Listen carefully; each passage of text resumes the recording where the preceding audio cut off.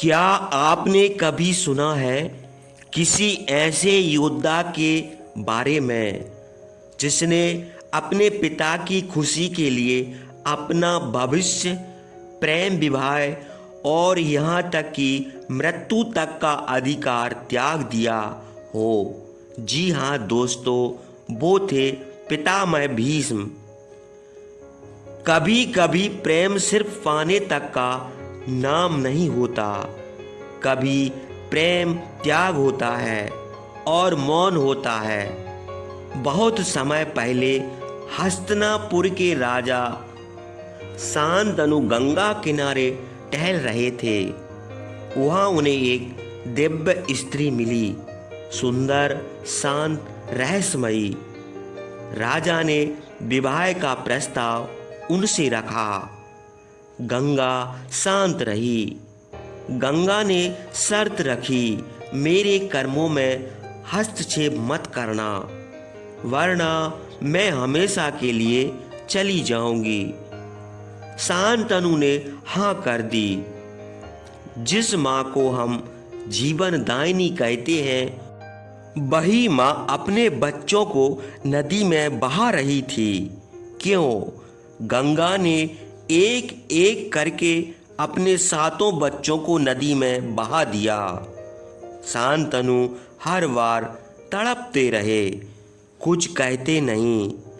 8वें बच्चे के समय वह बोल पड़े, रुको।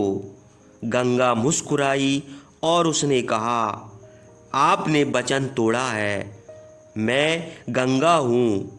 यह 8 वसु थे जिसे श्राप मिला था। अब मेरा कार्य पूर्ण हुआ, मैं जा रही हूँ। और वह 8वें पुत्र को लेकर अंतर्ध्यान हो गई। वह जो कल नदी में बहाया गया था, आज वही बालक सूर्य के समान तेजस्वी बनकर सामने खड़ा था। बरसों बाद शांतनु को गंगा तट पर फिर एक दिव्य बालक दिखा, जो जल की धाराओं से खेल रहा था। तभी माता गंगा प्रकट हुई और उन्होंने कहा, यह तुम्हारा पुत्र है देवव्रत। अब वह वेदों का ज्ञाता है, अस्त्र शस्त्र में निपुण है, इसे स्वीकार करो। राजा शांतनु ने उसे गले लगाया और उसे वापस हस्तिनापुर लेकर लौटे। जिसे सिंहासन मिल चुका था, उसने वह त्याग दिया और साथ में त्याग दिया अपनी पूरी जिंदगी का सुख। राजा शांतनु को यमुना तट पर एक सत्यवती नाम की मछुआरे की बेटी से प्रेम हुआ, लेकिन पिता की शर्त थी उसके पुत्र ही उत्तराधिकारी बने। राजा शांतनु चुप हो गए और टूट गए। देवव्रत जब यह कारण जाने तो वे अपने स्वेच्छा से सिंहासन छोड़ दिए और फिर लेते हैं इतिहास की सबसे बड़ी प्रतिज्ञा, ब्रह्मचार्य का व्रत। देवताओं ने भी आकाश से पुष्प बरसाए, तभी उन्हें एक नया नाम मिला, भीष्म। जब एक प्रतिज्ञा किसी स्त्री का जीवन नरक बना दे और एक योद्धा जो अपने वचन से कुछ भी ना कर पाए, तो इतिहास रोता है। एक बार काशी नरेश की 3 बेटियों का स्वयंवर था, अंबा, अंबिका और अंबालिका। भीष्म उन्हें बलपूर्वक ले आए, लेकिन अंबा पहले से ही साल्व से प्रेम करती थी। जब अंबा को साल्व अस्वीकार करता है, तब वह भीष्म से विवाह की मांग करती है, पर भीष्म बंधे थे अपनी प्रतिज्ञा से। अंबा प्रतिशोध की ज्वाला में तड़पती रही और पुनर्जन्म लेती है शिखंडी बनकर। धर्म के इस युद्ध में जब धर्म ही धर्म के सामने खड़ा हो, तो कौन जीतेगा? महाभारत का युद्ध छिड़ चुका था। भीष्म कौरवों के सेनापति बने। अर्जुन से उनका युद्ध प्रलयकारी था।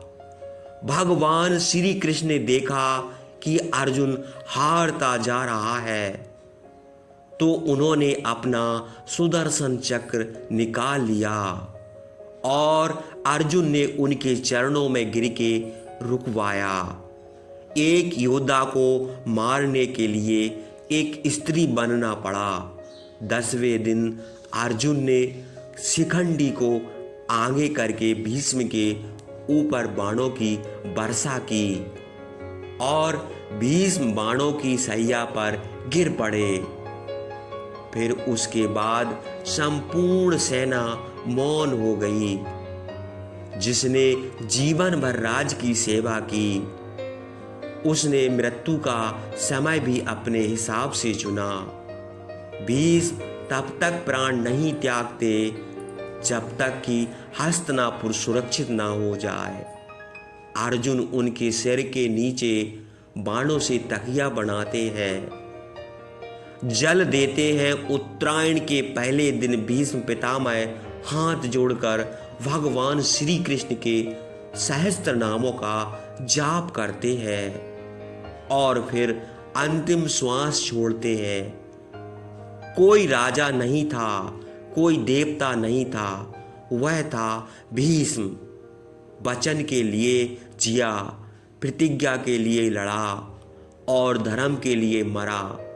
तो यह कहानी थी भीष्म पितामह के महान त्याग की, जिसमें हमने जानी है उनकी महानता और उनके प्रतिज्ञा के बारे में। अब मुलाकात होगी अगली वीडियो में। तब तक के लिए बहुत बहुत धन्यवाद। अगर हमारी वीडियो अच्छी लगी हो तो लाइक और शेयर ज़रूर करें। जय श्री कृष्ण।